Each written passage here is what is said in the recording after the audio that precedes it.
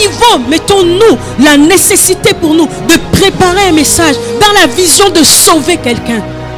Est-ce que sauver une âme est encore notre objectif lorsque nous prêchons? Est-ce que guérir une âme est encore un objectif lorsque nous prêchons? Sortir quelqu'un des ténèbres et l'amener à la lumière, est-ce encore un objectif lorsque nous prêchons? Quand nous sommes dans nos demeures, est-ce qu'en tant que Père, l'objectif est encore de démontrer Dieu, le côté paternel de Dieu? Est-ce que nous avons encore ça pour objectif?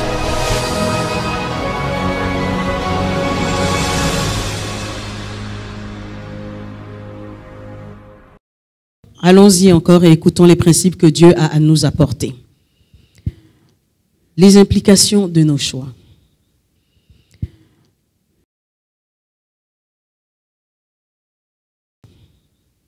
La vie est faite de choix et de circonstances. Personne n'a de pouvoir sur les circonstances, mais chacun en a sur ses choix. Je tiens à le rappeler et à le lire à chaque fois pour que nous puissions garder à l'esprit que la vie est faite de choix et de circonstances. Mais personne n'a de pouvoir sur les circonstances, mais chacun en a sur ses choix. La vie nous apportera toujours son lot d'aléas, mais il y a une chose que nous pouvons faire, où nous choisissons de nous soumettre à ces aléas de la vie, ou nous choisissons de les dépasser. Nous continuons avec la lecture de notre texte de base, encore de 2 versets. Premièrement, le texte de base, Deutéronome 30, 19, selon la version pastorale Martsou. Je prends aujourd'hui à témoin le ciel et la terre contre vous. J'offre à ton choix vie et mort, bénédiction et malédiction. Choisis donc la vie afin de vivre avec ta postérité. Donc aujourd'hui encore, Dieu dit qu'il prend à témoin le ciel et la terre, et devant lesquels il nous présente un autre choix, où il adjoint à notre choix la vie et la mort, la bénédiction et la malédiction, et il nous propose la vie, non seulement pour que nous vivions nous-mêmes, mais que notre postérité aussi vive. Nous avons Job 22, 28, selon la version anglaise, la Bible amplifiée, la Bible dit « La chose que tu décideras et décréteras se fera pour toi. Et la divine lumière brillera sur tes voies, sur tes sentiers. » Cela veut dire que ce que nous allons décider, les choix que nous allons faire, vont se matérialiser. Et nous aurons la grâce, si du moins nous avons le courage de faire des choix et nous avons le courage de prendre des décisions, nous aurons la grâce d'être accompagnés d'un éclairement de la part de Dieu sur nos voies et sur les principes que nous allons devoir emprunter face aux choix et aux décisions que nous avons prises. Donc je reviens en introduction en vous disant, vous méritez tout ce que la vie a de bon à vous offrir. Vous êtes votre propre créateur. Et la loi des semailles et des récoltes est l'outil merveilleux dont vous disposez pour créer absolument tout ce que vous voulez dans la vie. Tout est entre vos mains. Tout dépend des décisions que vous allez prendre. Mais comprenez que l'un des principes qui vous permettra d'obtenir de la vie tout ce dont vous avez besoin, c'est la loi des semailles et des récoltes. Plus vous sèmerez dans votre vie, plus votre vie vous renvoiera ce que vous avez semé. Maintenant, il va falloir semer des bons choix, semer de bonnes décisions pour que votre vie soit épanouie et heureuse. Et c'est ce qui justifie le texte de Matthieu 7, 12 qui dit « Tout ce que vous voulez que les hommes fassent pour vous, faites-le de même pour eux. C'est la loi et les prophètes. » Tout ce que vous voulez que le monde vous donne, disons que la vie vous offre, ou que les gens qui font partie de votre vie vous offrent, commencez à le semer dans leur vie. Et nous allons avancer, et je crois que nous étions en train de comprendre depuis vendredi ou jeudi, que les choix que nous faisons, que les décisions que nous prenons ont généralement une influence sur 4 pôles de notre vie importants. Et là, nous allons entamer et clore le 7e point, les 4 pôles importants de notre existence qui sont affectés par nos choix et nos décisions. Alors, en petit a, nos choix, tout comme nos décisions, sont importants parce qu'ils affectent 4 pôles importants de notre existence qui sont notre vision de la vie, notre leadership terrestre, notre sens du devoir et notre responsabilité. Concernant l'affectation ou encore concernant l'implication des choix que nous faisons dans notre vision de la vie, que nous voyons en premier point, choix, décision et vision, et que nous avons déjà vu, nous avons à retenir une chose. Tout dans la vie est une question de vision et de passion. C'est la vie qui détermine l'attitude et ensuite l'aptitude qu'a l'homme à se réaliser dans la vie. Pour que vous vous réalisiez, vous avez besoin d'avoir d'une vision et que cette vision soit une passion dans votre vie. Elle vous permettra de développer les aptitudes nécessaires. Elle vous permettra d'avoir le comportement qu'il faut afin que vous puissiez vous réaliser. Dans le cadre de l'influence qu'ont nos choix et nos décisions sur notre leadership, que nous avons vu en deuxième point sur choix, décision et leadership, ce que nous pouvons retenir, c'est que Dieu nous a fait semblables à lui, en nous dotant du libre arbitre, Chaque être humain a une volonté qui lui permet de faire des choix et de prendre des décisions. Donc ça veut dire que nous avons la liberté. Dieu nous a fait la grâce d'être des personnes libres, des personnes capables de décider, de choisir en fonction des réalités qui sont face à elles. Et donc, c'est un don, et ce don nous permettra de pouvoir vivre dans notre destin, de pouvoir vivre notre destin et de pouvoir atteindre les objectifs que nous voulons dans notre vie. Donc, le fait de faire un choix est une grâce.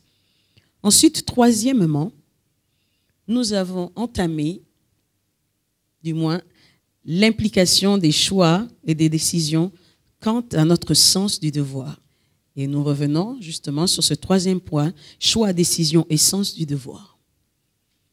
Et je vais faire un léger, bref résumé, et ensuite, nous allons poursuivre. Alors, nous avons vu en point A que le libre arbitre est important dans le plan de Dieu parce qu'il nous donne la possibilité de choisir par nous-mêmes. Le libre arbitre est important dans le plan de Dieu parce qu'il nous donne la possibilité de choisir par nous-mêmes. Et choisir par nous-mêmes est la seule façon de pouvoir apprendre, progresser et devenir davantage comme lui. On revient encore sur cette capacité, sur ce don. Peut-être qu'on ne le réalise pas assez, mais avoir la possibilité de choisir par nous-mêmes, avoir la possibilité de décider de nous-mêmes ce que nous attendons de la vie ou ce que nous voulons que notre vie soit, c'est le meilleur don qui soit. Et ça, c'est important. Pourquoi? Parce que Dieu lui-même est ainsi. Il a pris des décisions. Il a fait des choix concernant l'homme. Il a fait des choix concernant la terre et il les assume. C'est pourquoi Ésaïe 14, 24 nous dit « L'Éternel des armées l'a juré en disant « Oui, ce que j'ai décidé arrivera, ce que j'ai résolu s'accomplira. » Tout ce que Dieu décide, il travaille à sa matérialisation. Tout ce que Dieu choisit de faire, il en assume la responsabilité. Pourquoi? Parce que c'est une décision personnelle. C'est une décision volontaire. Ça vient de lui. Et chacune des choses qu'il a faites, il l'a faite dans la vision de nous faire du bien. Et même lorsque l'homme pêche, il choisit en fonction des réalités du péché, quels sont les moyens pour remédier à la rédemption de l'homme. Quand Dieu a décidé de nous sauver chacun pour notre part, il savait ce qu'il faisait. Il savait qu'on avait des faiblesses. Il savait qu'on était peut-être tristounets. Il savait qu'on avait des incapacités. Il savait aussi que nous avions un potentiel. Et il a pris sur lui. Il a dit, je prendrai ce matin le pasteur Angelina, je prendrai ce matin Madame Manganga Tsuka Marie-Noël, je prendrai ce matin le docteur Ayane Bang Michel, je ferai d'elle, selon la vision de mon conseil, selon la vision de création, je ferai d'elle des servantes du Seigneur. Je ferai d'elle des acteurs dans le développement du royaume de Dieu. Et il l'a assumé. Et chaque jour, il va à la rencontre de ces personnes. Il leur enseigne des principes nouveaux pour que celles-ci non seulement grandissent en elles, se stabilisent et accomplissent la raison pour laquelle Dieu les a créées. Et c'est le même principe avec nous. Nous devons travailler dans cette dimension. Et c'est la raison pour laquelle Matthieu 5, 37 dit que votre parole soit oui, oui, non, non. Ce qu'on y ajoute vient du malin. Ça veut dire, vous devez être capable de dire oui quand il faut le dire, non quand il faut le dire, en assumer la responsabilité et en être fier.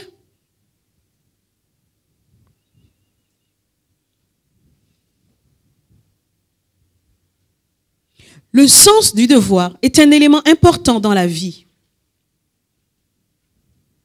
La vie ne se limite pas qu'au fait d'acquérir et de posséder des biens. La vie est bien plus que ça.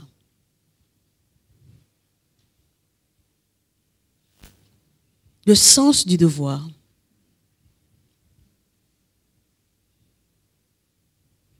Nous savons tous aujourd'hui que le sens du devoir a été corrompu à cause du système de valeurs dans lequel nous nous retrouvons aujourd'hui, en fait, qui régit le monde. Et nous avons besoin aujourd'hui, pour faire de bons choix, pour atteindre notre objectif de vie, pour pouvoir glorifier Dieu dans tous les domaines de notre existence, remanifester le sens du devoir originel et non pas celui qu'on nous impose, qui se cache derrière la facilité. C'est pourquoi j'ai expliqué et j'ai dit que le sens du devoir nécessite une conscience morale qui nous oblige à servir dans le souci permanent de l'intérêt collectif. Aujourd'hui, les gens sont tellement égoïstes qu'ils ne font que pour eux, ils n'agissent que pour eux, ils ne pensent que pour eux, mais ils ne pensent pas aux autres. Mais selon Dieu, le sens du devoir passe par le fait de penser à la communauté. Remarquez que dans le texte d'Éphésiens et d'Éphésiens 4, et je crois de 1 Corinthiens 11 ou 12, la Bible dit en fait que tout ce que Dieu a mis à notre disposition, dons et aptitudes, c'est dans la vision de l'utilité commune.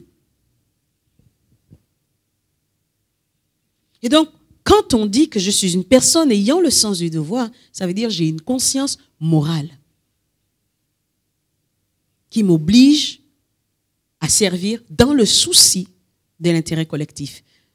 Le sens du devoir nécessite aussi la fidélité et la constance. C'est-à-dire, nous devons nous inscrire dans les choix et les décisions que nous faisons, dans la durée et dans le quotidien. Le sens du devoir aussi nécessite, entre autres, la disponibilité, la discipline et le désintéressement. Là encore, c'est quelque chose que nous devons développer dans notre vie. Disponibilité. Si je suis quelqu'un ayant le sens du devoir, ça veut dire que j'ai développé en moi la disponibilité. Il faut que je sois disponible pour les autres. Il faut que je sois discipliné. Il faut en plus que je sois désintéressé. Pourquoi? La disponibilité, la discipline, le désintéressement, qui se traduisent par le fait de faire ce que l'on doit et non ce que l'on veut. Tous les choix que nous allons faire, toutes les décisions que nous allons prendre ne doivent pas aller dans le sens de faire ce que l'on veut, mais ce que l'on doit. Je dois me lever le matin pour travailler si je veux obtenir de l'argent. Je dois me lever le matin pour travailler si je veux répondre à tous mes besoins. Je dois me lever le matin si je veux que mes enfants soient à l'heure à l'école. Même s'ils ont cette capacité à se lever le matin, je dois me lever parce que je dois veiller à ce qu'ils soient véritablement partis à l'école. Je dois veiller sur mon alimentation parce qu'il faut que je sois en bonne santé. Si je ne suis pas en bonne santé, je ne pourrai pas atteindre mon objectif de vie. Je dois.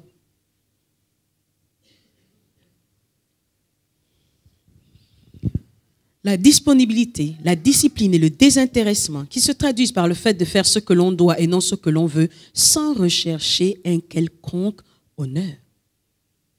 Le sens du devoir ne nous amène pas à faire pour rechercher une approbation des hommes. Je vous donne un exemple.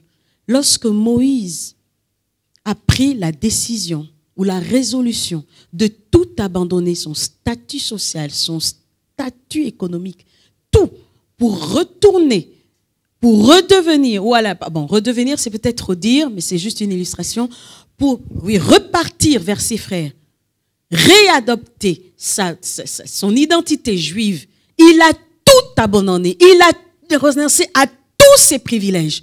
Ce n'était pas un choix simple.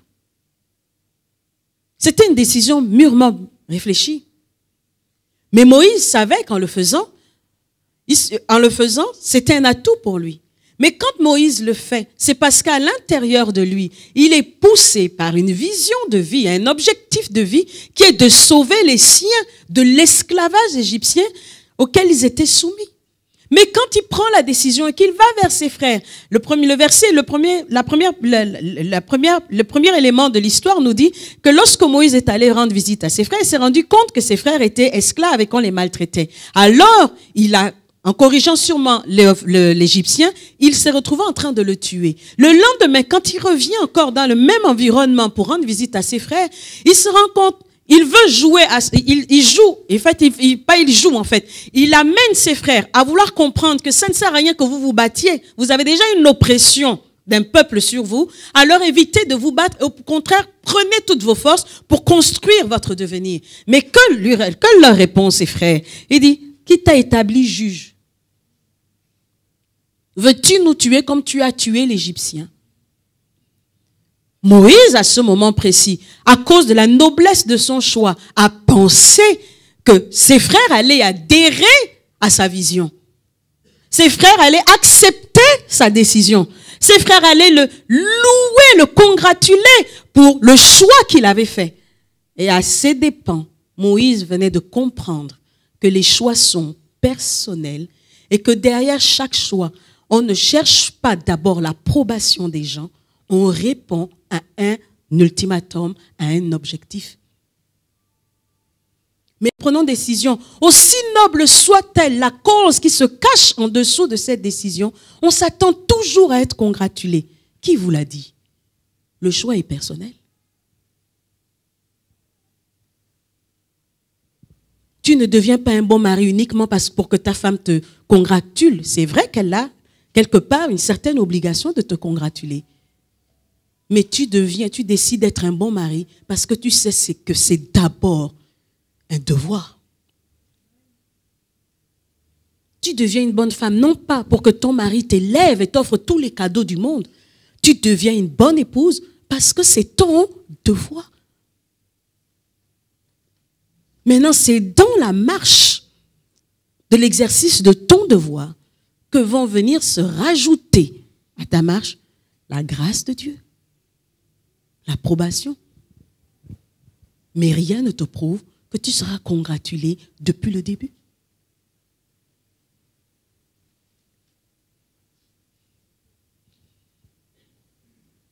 Et ça, c'est important. Arrêtez de rechercher l'honneur au travers de vos choix. C'est pourquoi vous passez souvent à côté.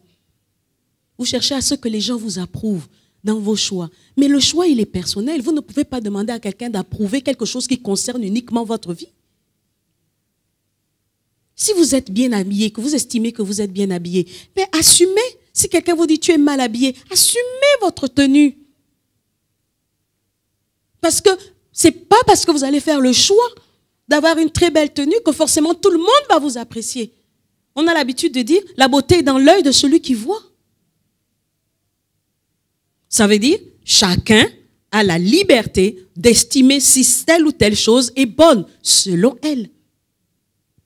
Donc arrêtez de faire des choix pour les autres. Et c'est ce qui explique que beaucoup d'entre nous, nous ne rentrons pas dans notre destinée. Nous n'accomplissons pas ce pourquoi Dieu nous appelle. Nous ne sommes pas des personnes épanouies, ni même heureuses, parce que nous attendons toujours une approbation positive des autres, oubliant que le choix est avant tout un choix personnel. Et qu'il soit accepté ou pas accepté, nous devons en assumer les conséquences. Nous avons poursuivi et nous avons découvert que le sens du devoir a quelques avantages. Le sens du devoir donne à notre mission et à notre objectif de vie un caractère sacré. Je crois que c'est là où je me suis arrêtée et nous allons continuer. Quelle est la mission qui est la mienne? Je suis appelé au ministère, je suis appelé à être pasteur, je suis appelé à m'occuper des gens. J'ai une vocation sociale. Mais dans cette vocation sociale, dans cette mission, ai-je été capable de sacraliser cette mission? Dans le rôle de père, de mère, d'enfant que je suis, est-ce que j'ai été capable de sacraliser cette mission? L'objectif que j'ai de vivre la paix, de vivre la joie et de pouvoir vivre heureux, est-ce que j'ai sacralisé? C'est-à-dire, j'ai rendu ça sacré, j'ai rendu ça important.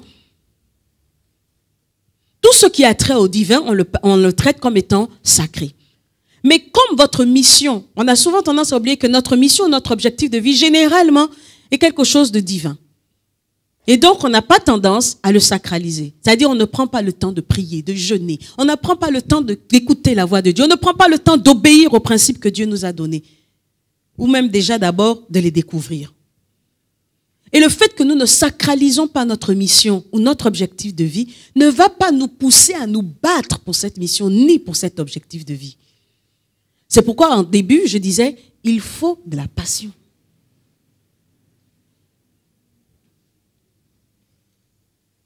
Il faut de la passion. Je suis chantre. Ma mission est de conduire le peuple dans la présence de Dieu. Est-ce que je sacralise cette mission? Je la rends sacrée à mes yeux. De façon à ce que le respect que j'ai pour cette mission soit mis à un niveau élevé. De fait que la matérialisation de cette mission soit mise à un niveau élevé. Où je suis simplement chante, simplement pour exposer ma voix, ou montrer à tout le monde que j'ai la capacité de faire des trémolos. Est-ce que c'est ça, votre mission? Si vous avez réduit ça à cela, c'est que votre mission en tant que chante n'est pas encore sacralisée. Parce que si votre mission de chant était sacralisée, vous prendrez le temps d'étudier. On n'aura pas besoin de vous dire d'attendre les répétitions pour que vous vous entraîniez, pour que vous développez votre voix, pour que vous développez votre qualité à jouer la musique pour ceux qui sont musiciens, pour que vous développez ou créer des chants, que vous soyez capable de créer des paroles pour les chants, que vos chants ne ressemblent pas à tous ces chants bizarres des chrétiens où on parle j'étais malade et puis m'a guéri, où je faisais pipi au lit et je ne pisse plus aujourd'hui. Il n'y a rien de saint, il n'y a rien de glorieux. N'oublions pas que nous avons un leadership terrestre qui consiste en fait à revaloriser Dieu. Quand on dit je sacralise ma mission, c'est que derrière ce que je fais, je mettrai tout à un niveau excellent pour que Dieu soit glorifié. Mais quelles sont les paroles de nos compositions de chants? Quels sont les types d'exhortations que nous donnons quand on est responsable? Quel type de message? Comment préparons-nous nos messages ou nos homélies du dimanche et des jeudis pendant les cultes en tant que pasteur? Sacralisons-nous cette mission.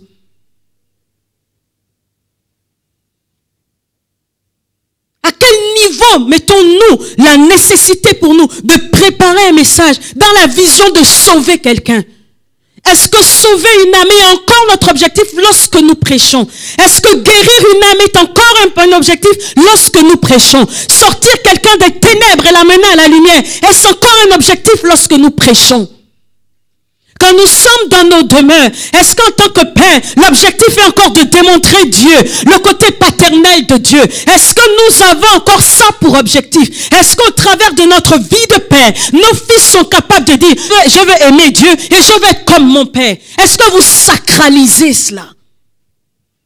En tant que mère, continuerez-vous toujours à dire, je vais faire comment? Au point où vous devenez, la mère que vous étiez, vous devenez maintenant une monitrice d'école du dimanche ou une monitrice de maternelle. C'est vous qui gérez toute la maternelle de vos filles pendant qu'elles sont en train de s'amuser. Est-ce que vous sacralisez encore votre rôle de mère qui consiste à donner du caractère à vos enfants, à les élever avec des personnes respectables, où vous leur passez tout? Et après, vous envoyez à la société un produit qui est très loin d'être enviable.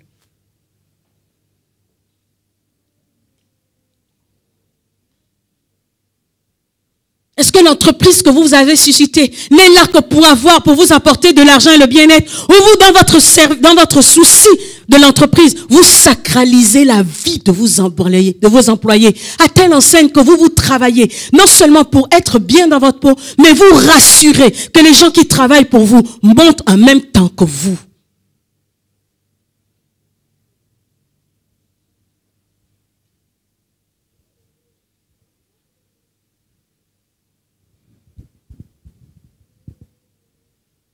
Le sens du devoir donne à notre mission et à notre objectif de vie un caractère sacré. Quand on parle d'exigence ici, ce n'est pas pour le plaisir. Plus on élève notre niveau d'exigence, plus on démontre à Dieu à quel point notre vie et la mission qu'il nous a confiée, l'objectif de vie dans lequel il nous a conduits est important pour nous. L'attitude que nous adoptons face à notre mission et à notre objectif détermine si oui ou non Dieu est le premier dans notre existence. Le sens du devoir nous donne de respecter la notion d'autorité et développe la confiance en soi et amène notre entourage à avoir foi en nous.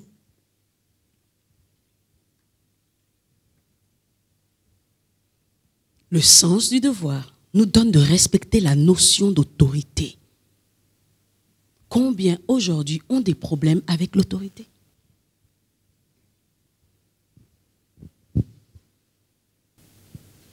Combien?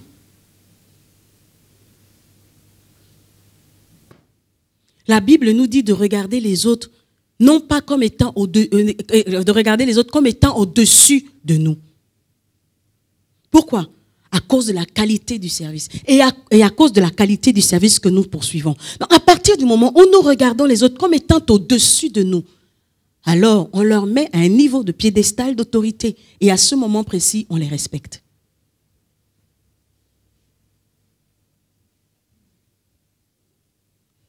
De plus, vous êtes enfant, votre sens du devoir vous oblige à respecter votre père, à respecter votre mère, même s'ils se trompent. Même s'ils sont la pire espèce. Je crois que l'épître de Pierre, la première épître de Pierre nous demande d'aimer, de supporter nos leaders, qu'ils soient bons ou mauvais. Et quand on a le sens du devoir, ce sont des choses que l'on développe. Mon mari est un démon. C'est un démon, il n'y a pas de problème. C'est l'autorité. Ma femme, vraiment, c'est la pire espèce. C'est une menthe religieuse. Ce n'est pas un problème. Mais quelque part, c'est une autorité. Mes parents, vraiment, ils ne nous comprennent pas. Vraiment, ce sont des vieux jeux. Il n'y a pas de problème, ils sont vieux jeux. Mais ce sont tes autorités. Et le sens du devoir demande que tu les respectes. Parce que la Bible dit, honore ton père et ta mère. Non seulement si tu vas avoir des jours heureux, mais tu vas avoir de longs jours. Donc la longévité, le bonheur sont attachés au respect de l'autorité. Et quand on a le sens du devoir, alors à ce moment précis, on comprend qu'il faut que j'obéisse à l'autorité. Il faut que je me soumette à l'autorité. Même quand je ne comprends pas, même quand je trouve que c'est bizarre. Au lieu de me révolter, je vais aller vers Dieu qui m'expliquera ce qu'il faut faire et qui lui-même traitera avec l'autorité. Mais pour lors, ma responsabilité est de me soumettre. Donc, non seulement le sens du devoir nous donne de respecter la notion d'autorité, mais en plus développe la confiance en soi.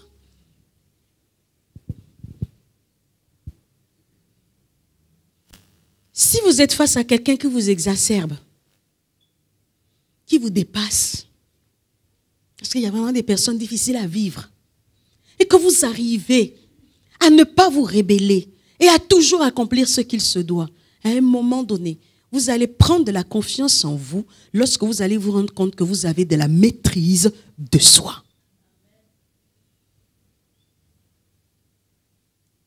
Parce qu'il y a des situations compliquées.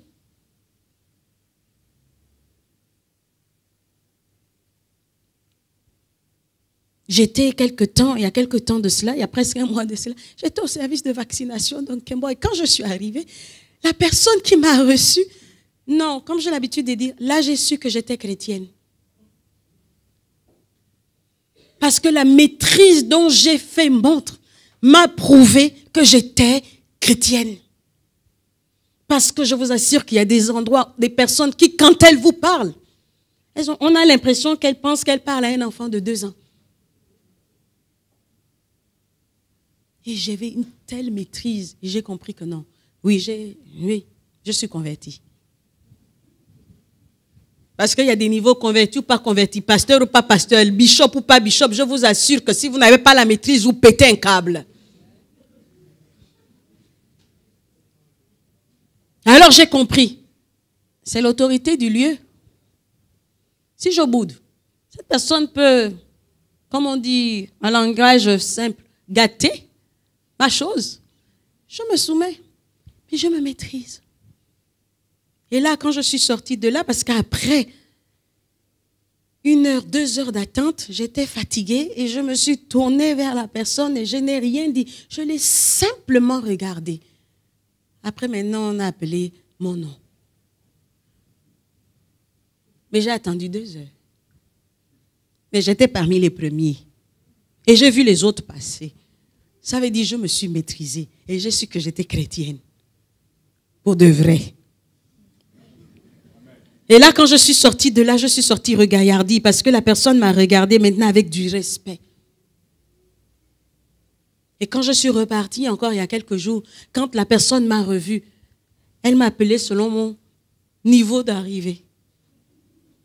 Et j'avais compris que là, j'avais réussi. Mais qu'est-ce que j'ai développé? Encore plus de confiance en moi parce que je me rends compte que je peux régler certaines situations sans trop me laisser emporter.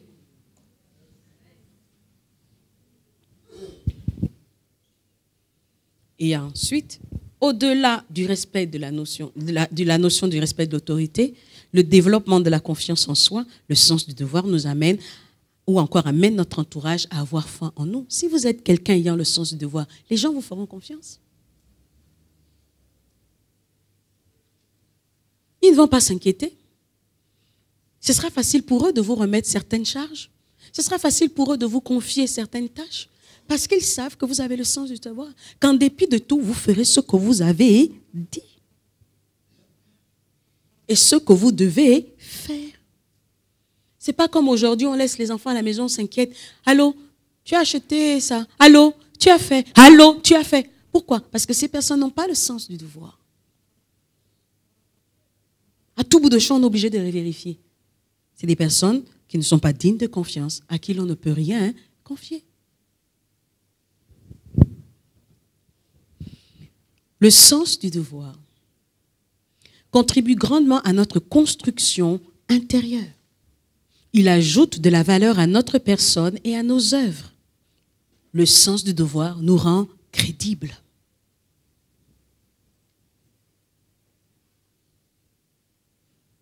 Le sens du devoir contribue grandement à notre construction intérieure. Plus je développe mon sens du devoir, plus je me construis intérieurement. Ça veut dire que je vais développer des aptitudes, je vais développer des attitudes, des qualités, des habiletés qui feront de moi une personne crédible. La crédibilité, ce n'est pas un mot. La crédibilité, ce n'est pas un slogan. La crédibilité ne naît pas parce qu'on a juste fait une petite action. La crédibilité s'acquiert au fil du temps et en fonction des actes que nous posons.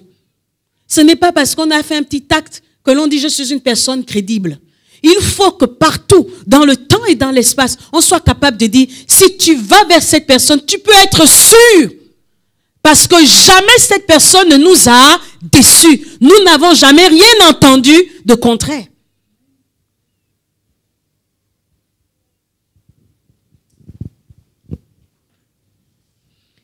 Et à cause de cela, ce sens du devoir fera de nous des personnes tellement crédibles que les gens auront du plaisir à être avec nous, que les gens auront du plaisir à se confier en nous.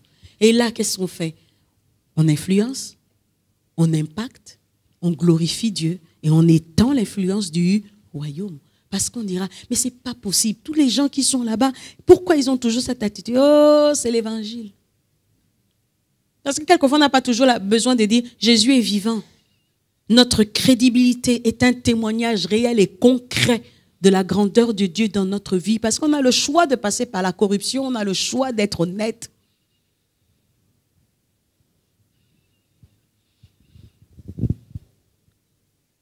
Et nous avons un exemple, Genèse 4, versets 1 à 8,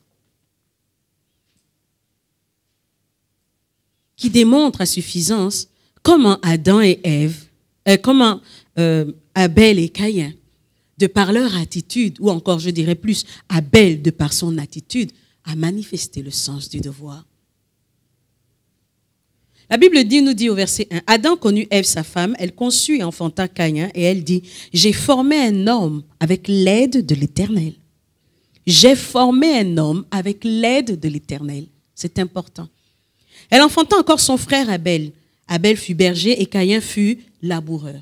Voilà deux enfants qui ont deux professions différentes. Un est agriculteur et l'autre est éleveur. La Bible dit, au bout de quelque temps, Caïn fit à l'Éternel une offrande des fruits de la terre.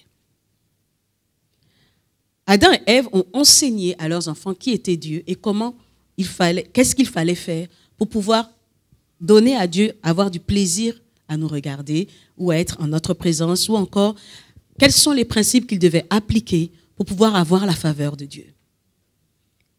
Et les deux ont compris qu'il fallait faire une offrande à Dieu. Et Abel, de son côté, fit une des premiers-nés de son troupeau et de leur graisse. L'Éternel porta un regard favorable sur Abel et sur son offrande. Si nous repartons au verset 3, ou à la limite au verset 2, la Bible dit, elle enfanta encore son frère Abel. Abel fut berger et Caïn fut laboureur. Au bout de quelque temps, selon les principes qu'ils leur ont enseignés, Caïn fait à l'Éternel une offrande des fruits de la terre. C'est normal, il est agriculteur. Et de l'autre côté, Abel lui aussi fait une offrande. Mais il y a une précision qui nous est donnée. Abel, de son côté, en fit une des premiers-nés de son troupeau et de leur graisse. Non seulement l'offrande, ce sont les premiers-nés, mais il faut aussi une offrande de graisse, symbole de l'onction, de la révérence. Et la Bible dit, l'Éternel porta un regard favorable sur Abel et sur son offrande. Certains diraient, c'est parce qu'il a donné le premier-né et la graisse. C'est pas faux. Mais la deuxième chose qu'on doit faire ressortir ici, c'est que Adam et Ève ont appris à leurs enfants que Dieu était au-dessus de toutes choses et qu'il fallait l'honorer par le fruit de leur labeur. Mais la différence s'est faite dans les détails. Caïn est seulement venu apporter les fruits, simplement. Abel, lui, est venu donner le premier fruit. Et ça dénote un sens du devoir. Je me dois d'honorer Dieu pour ce qu'il a fait pour moi. Et quand je l'honore, ce n'est pas avec des choses bâclées. Si Dieu est le premier dans ma vie, je me dois de lui donner les prémices, c'est-à-dire, qui veut dire premier, les prémices de mes récoltes, les prémices de mon salaire, les prémices de tous les atouts, toutes les grâces et les faveurs que Dieu m'a données.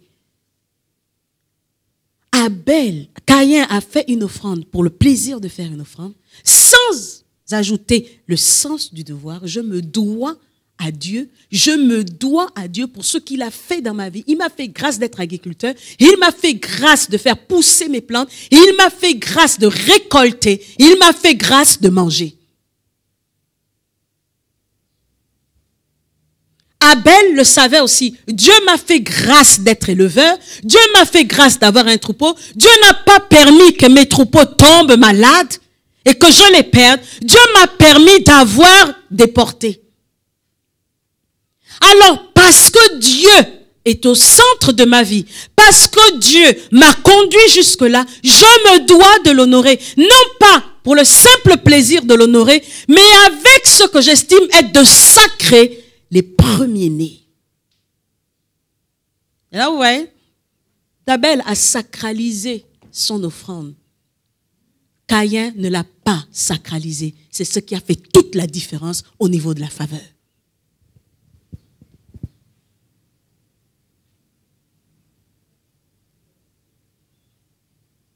Et la Bible poursuit au verset 5. Mais il ne porta pas un regard favorable sur Caïn et sur son offrande. Et regardez l'attitude que nous avons tous. Caïn fut irrité et son visage fut abattu. Dieu te dit, sers-moi. Tu sers Dieu avec négligence. Tu as oublié qu'il y a un texte qui dit, celui qui sert Dieu avec négligence est le frère de celui qui détruit. Et de l'autre côté, tu as quelqu'un qui sert Dieu de tout son cœur. Donc, qui sacralise tout ce qu'elle fait. Et vous vous étonnez que la personne qui sacralise son œuvre soit bénie et vous n'êtes pas béni. Et là, vous commencez à dire, le pasteur est pour, on est contre moi, les choses de mon corps. Mais vous oubliez que s'il y a absence de faveur dans votre vie, c'est parce que vous avez fait le choix de ne pas sacraliser votre vie. Vous prenez tout à la légère.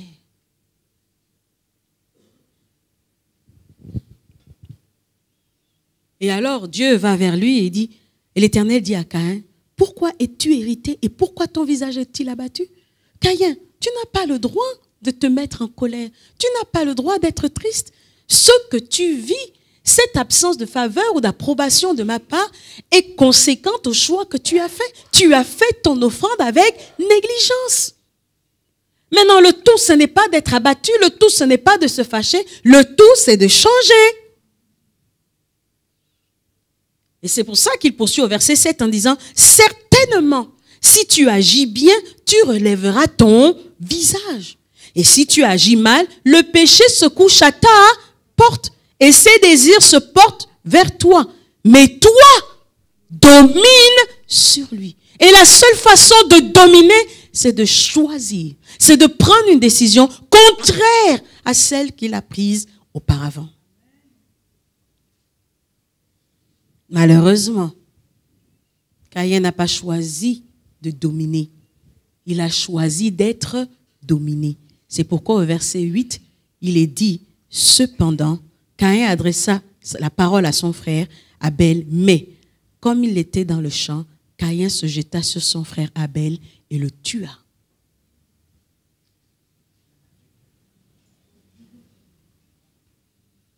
L'envie, la jalousie sont nées. Pourquoi? Parce qu'il a refusé de sacraliser. Il a refusé d'assumer le devoir qui était le sien, d'honorer Dieu par les biens qu'il lui avait offerts. Combien honorent leurs enfants, combien honorent leurs femmes, combien honorent leurs maris, combien honorent leurs chefs d'entreprise, combien honorent leurs pasteurs et leurs leaders, combien honorent leur autorité.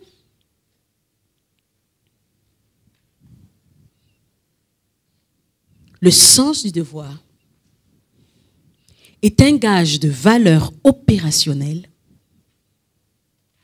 Comme Abel, le sens du devoir nous amène à observer les principes et à être précis et fidèle dans les moindres choses.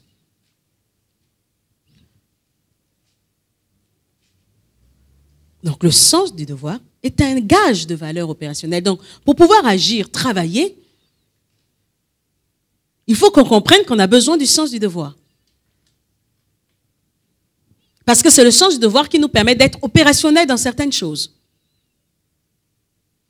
Et à l'exemple d'Abel, ce sens du devoir l'a rendu opérationnel dans son offrande parce qu'il a regardé au détail. Il a observé un principe. Je dois honorer Dieu. Je me dois d'honorer Dieu. Je me dois d'honorer Dieu. Je me dois d'élever Dieu. Je me dois de remercier Dieu pour tout ce qu'il fait pour moi. Mais combien ne remercie pas Dieu? Comme je l'expliquais à l'école des fondements, du 1er janvier au 31 décembre, depuis 10 ans, la seule offrande que vous donnez, c'est 500 francs. Comparé à ce que Dieu fait dans votre vie, vous restez à 500 francs. Et ça, c'est la preuve que vous ne sacralisez pas l'offrande. Parce qu'on vous aurait sûrement dit que le plus important, c'est la dîme. Et j'ai l'habitude de dire aux élèves, la dîme, ne comptez pas. C'est une dette. Dieu dit, vous me devez. Donc, on lui rend sa dette. En quoi vous êtes glorieux? En quoi vous avez fait une chose extraordinaire en rendant à Dieu ce que vous lui devez? Vous n'avez rien fait. Vous devenez glorieux quand vos offrandes correspondent à ce que Dieu représente pour vous. Donc, quand vos offrandes sont de 500 francs depuis 10 ans, Dieu ne veut rien dire pour vous. L'offrande n'est pas sacralisée. C'est juste un geste instinctif.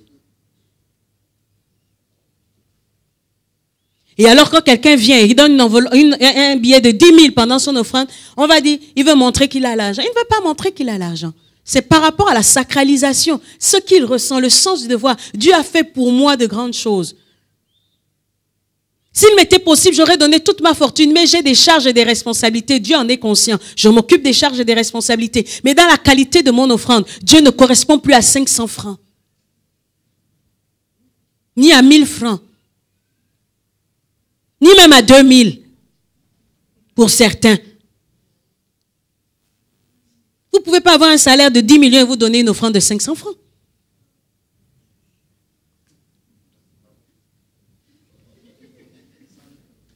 ne pouvez pas avoir une entreprise qui génère des millions et vous donnez une offrande de 1000 francs. Vous donnez une offrande de 1000 francs. Donc Dieu, pour vous, ça est à ce niveau.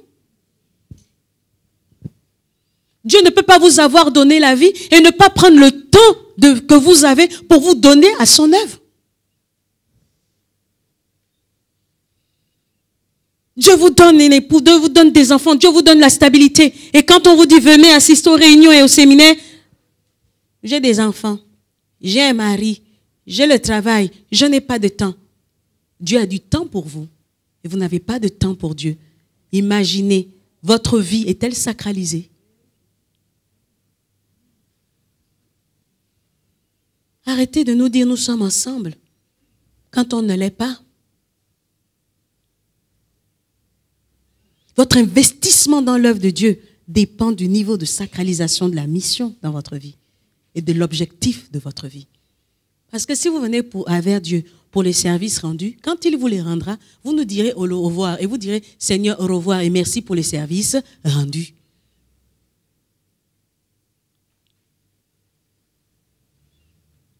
Donc l'investissement dans l'œuvre, ce n'est pas une question de pasteur, ça ne relève pas uniquement des pasteurs, ça relève de la communion et de la sacralité que nous avons donnée à notre mission et à notre objectif de vie. C'est notre sens du devoir qui nous amène à tout sacraliser. Donc, le sens du devoir est un gage de valeur opérationnelle. Sur la base du sens du devoir, on a un gage de valeur parce que ça nous apporte la bénédiction. Ça nous rend crédibles. Ça construit notre homme intérieur. Ça nous rend meilleurs. Comme Abel, le sens du devoir nous amène à observer les principes. En plus, à être précis et fidèles dans les moindres choses. Combien sont encore fidèles aux réunions, fidèles à leur engagement, fidèles vis-à-vis de leurs enfants, fidèles vis-à-vis de leur entreprise, fidèles vis-à-vis de leur famille, fidèles vis-à-vis de leurs partenaires.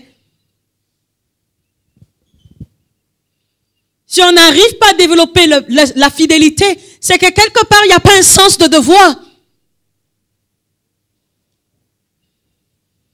Le sens du devoir est un élément déclencheur des faveurs. Je crois que là, nous le comprenons mieux.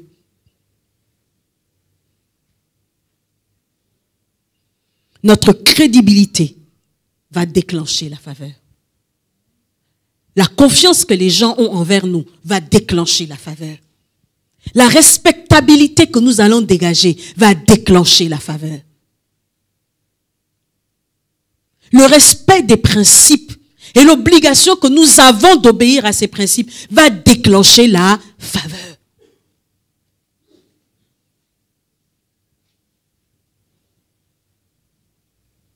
Et c'est la raison pour laquelle le texte de Luc 16, 10, selon la version Bible des peuples, dit « Celui qui est digne de confiance dans de petites choses le sera pour de plus grandes. Celui qui est malhonnête pour de petites choses le sera également pour de plus grandes. » Tu n'es pas fidèle dans le peu que Dieu t'a donné. Tu ne pourras pas être fidèle dans la dimension où Dieu veut te conduire. Ton sens du devoir va t'amener à respecter les choses, qu'elles soient petites ou non, pour pouvoir être capable d'assumer de grandes.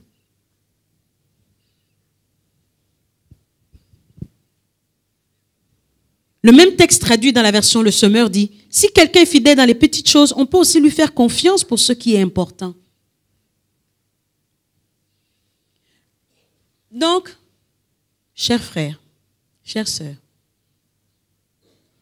l'importance des dossiers qu'on vous confie est fonction du sens de devoir que vous manifestez.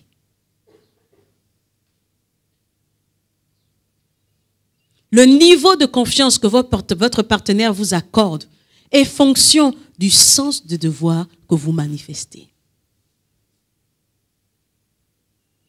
La confiance que peuvent vous apporter vos enfants, cette confiance inébranlable, cette foi qu'ont vos enfants en vous, est fonction de la manière dont vous vous tenez devant eux.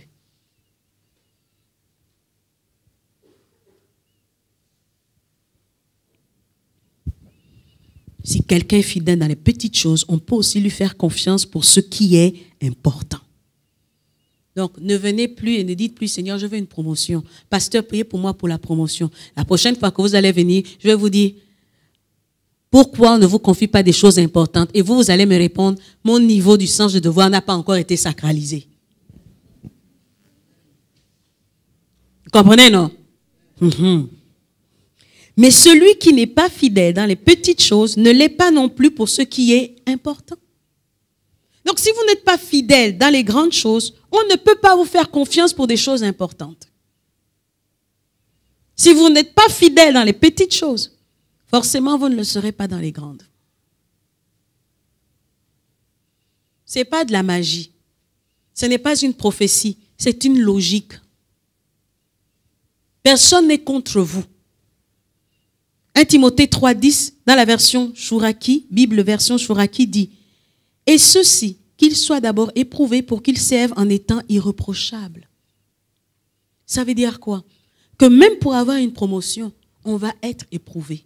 Même pour être apprécié de notre partenaire, on va être éprouvé. Pour être apprécié de nos enfants, nous allons être éprouvés. Pour être apprécié à l'église, on doit être éprouvé. Malheureusement, j'ai rencontré un mal dans le corps de Christ, c'est que les gens ne veulent pas être éprouvés. Parce que les preuves par lesquelles nous passons, où on nous ignore, où on a l'impression qu'on nous ignore, où on a l'impression qu'on ne vaut pas la peine, ce n'est pas du mépris. Il faut que nous soyons capables de détecter dans votre vie que vous êtes digne de confiance et que vous développez le sens du devoir. On ne va pas confier un groupe de personnes à une personne qui ne peut pas avoir le sens du devoir. C'est-à-dire, si vous êtes responsable et que nous ne sommes pas là ou que nous sommes dans une certaine incapacité, vous avez en tant que responsable, s'il y a un décès, de vous déplacer à notre place, d'aller rencontrer les parents, d'aller assister, de voir ce qu'il y a de faire et de mettre en place, si possible, comment on appelle ça, un moyen pour pouvoir honorer cette personne qui est collaborateur avec vous dans sa douleur. Et ensuite, renvoyer l'information à l'autorité et sous tutelle et avis de l'autorité, accomplir ce que vous avez décidé. Mais dès qu'on dit à un chrétien, il n'y a pas... Mets-toi d'abord assis. On ne m'aime pas. On ne regarde pas mon potentiel. On ne me voit pas. C'est la même chose même en entreprise. Tu veux te marier, tes parents te disent, attends, tes parents ont vu, ils connaissent le niveau de ton sens du devoir. Ils savent que pour acheter le lait, on est obligé de te dire d'acheter le lait. Donc, il te dit, papa, reste. Parce que quand tu vas aller en mariage, là, tu n'as pas besoin que ta femme te répète d'acheter le lait pour l'enfant. Tu te dois d'acheter le lait pour l'enfant. C'est ta responsabilité. Et donc, quand on te dit, papa, attends, les parents ne sont pas fous. Ils veulent voir, ils veulent éprouver. Oh, moi je suis l'enfant légitime, pourquoi on ne m'a pas donné l'héritage? On ne veut pas que je dirige l'entreprise, on préfère donner à un étranger. Parce que l'étranger assume les responsabilités que toi tu refuses d'assumer parce que tu estimes que comme tu es l'enfant de la maison, tu n'as pas d'effort à faire.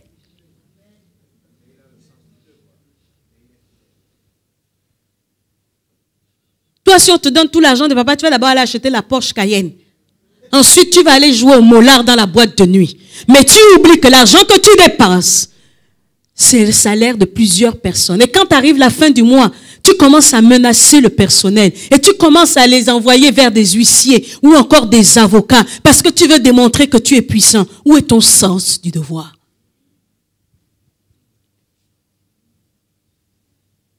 C'est pourquoi, parents, il faut être vrai.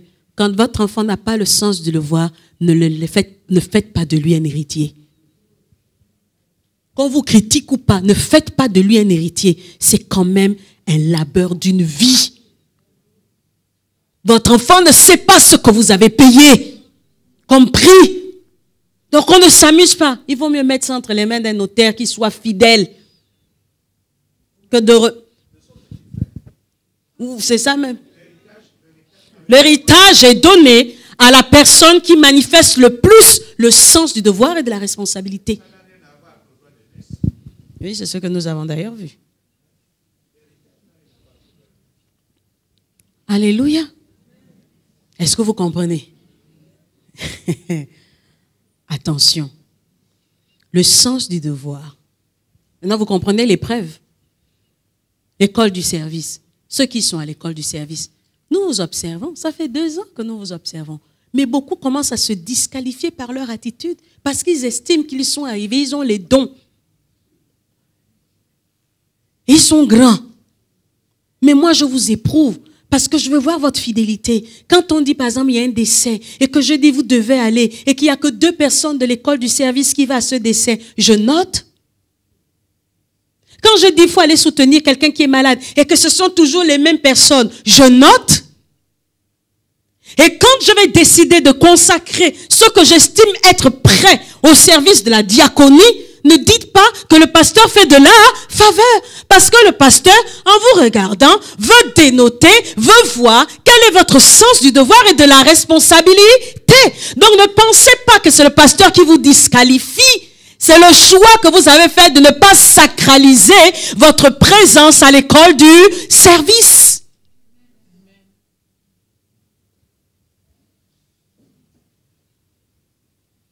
Quand vous êtes à la sécurité, je vous vois.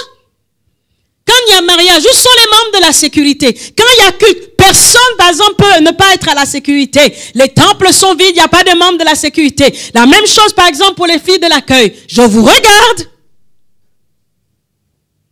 Il y a un bon matin, quand je vais appeler votre responsable et dire, tel, je ne veux plus les voir à la sécurité à l'accueil, vous allez dire, c'est votre responsable qui est parti me critiquer chez le leader. Non, c'est votre attitude qui vous a critiqué chez moi.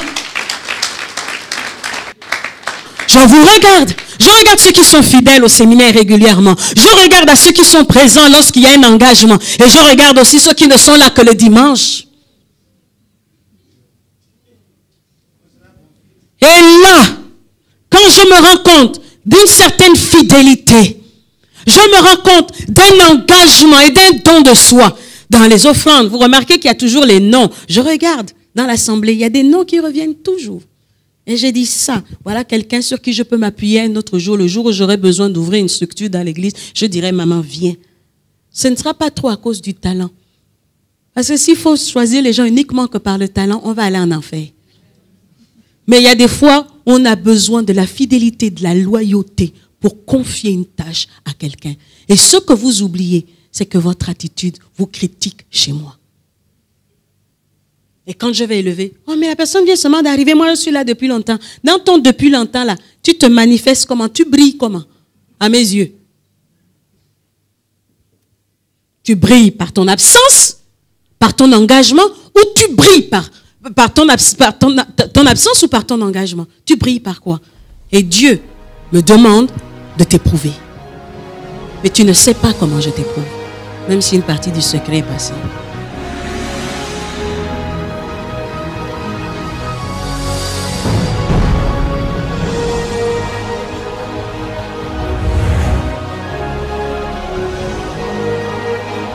Un homme digne, c'est un homme responsable. Et votre dignité, c'est d'être capable de prendre des décisions conscientes, d'être libre dans ce que vous faites, d'avoir réfléchi et d'être déterminé dans la direction que vous avez prise. Mais en plus, d'avoir une conviction personnelle qui ne naît pas des poussées instinctives, c'est-à-dire des émotions, l'instinct, ni de contraintes. Ah, mon fils, marie-toi avec la fille là parce que je trouve qu'elle est bien. Maman, c'est toi qui vas vivre avec elle toute la vie.